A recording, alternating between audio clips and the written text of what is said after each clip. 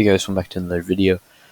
So today we're talking about the Lamelo Ball injury and the LeBron James injury. Earlier today, Shams and Woj both kind of had the story. Shams said that they feared he had a fracture in his right wrist on his shooting hand, and Woj confirmed it. That the team had basically the MRI had said that there was a fracture on the right wrist of the shooting hand. So Lamelo is going to be out for the year. He's going to go get a second opinion in New York sometime early this week, but it looks like he's going to be out for the year. This is a pretty big blow to the Hornets. They're sitting at 8th in the Eastern Conference, and they're losing their starting point guard. And I mean, they're only a game ahead of the Pacers and the Bulls, both at 19-22, and then 3 games ahead of the Raptors, who hopefully can turn it around. It's a very tight Eastern Conference, and this is not good for them. Obviously, the Hornets still have Gordon Hayward, who's been decent this year, Terry Rozier, who's had some fantastic games, PJ Washington, who's also had some fantastic games, and Devontae Graham, who hasn't really been that great this year. Hopefully he can step up and not necessarily be what Lamelo is, but just be himself and be a pretty good guard. If he can do that, I think they can at least remain in a spot for the play-in games. But it'll be hard to tell in a really tight Eastern Conference where the amount of there's a 3-win difference between the team and there's a 3-game difference between the team in 4th and the team in 10th. The Hawks are actually in 4th. I didn't realize they'd made a run of it. So good for them. PJ Washington, I don't know if I said his name, but he's had some really good games this year. I like him. Cody Zeller's been decent at getting them rebounds. So this really sucks for the Hornets. It probably ruins any chance they have of making a playoff run. But maybe they can still get into the playoffs. Lamelo's been averaging 15, 6, and 6 for them. So that's going to be tough. They'll just have to go on without him. And another big thing for the Hornets, they don't necessarily have a tough schedule to try and get used to it.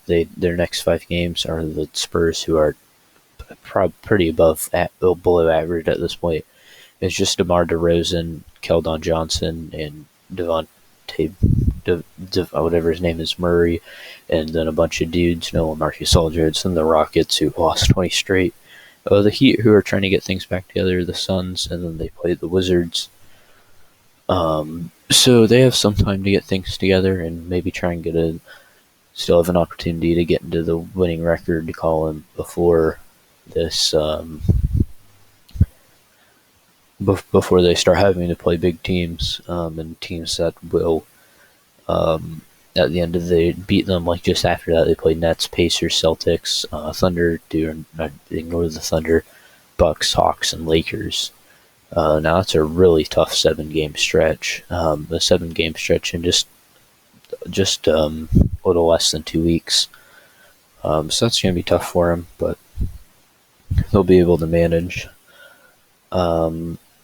Anything else with Lamelo Ball? I don't think so. Obviously, this significantly hinders his Rookie of the Year candidacy. I think that award will probably go to, I believe, Anthony Edwards, maybe. Especially if he can keep up his current form. He's been amazing the last couple nights. Now onto LeBron.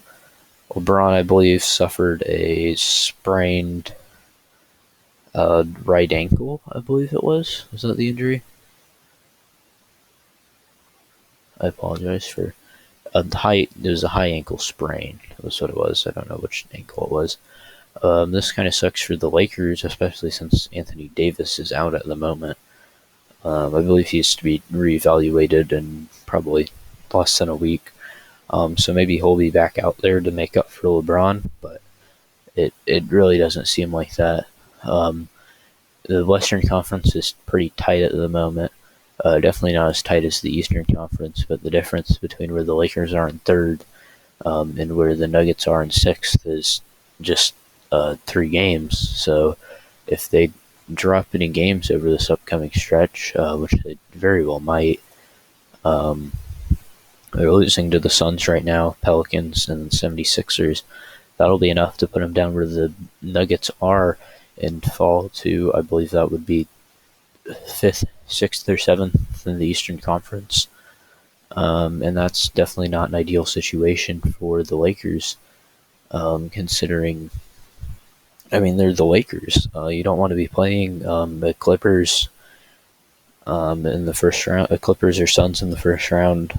Um, Even if LeBron and AD do get back healthy, um, LeBron's only going to miss a couple weeks, I believe, was the thing.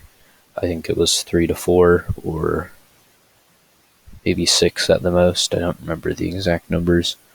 But this is going to really hurt the Lakers. Hopefully, they can hold it together while Anthony Davis and LeBron are out. But I'm not really confident that a team led by Dennis Schroeder can come up with some wins. Kyle Kuzma's been decent as well for him. But it's just a really tight Western Conference. That's going to suck. For them at least.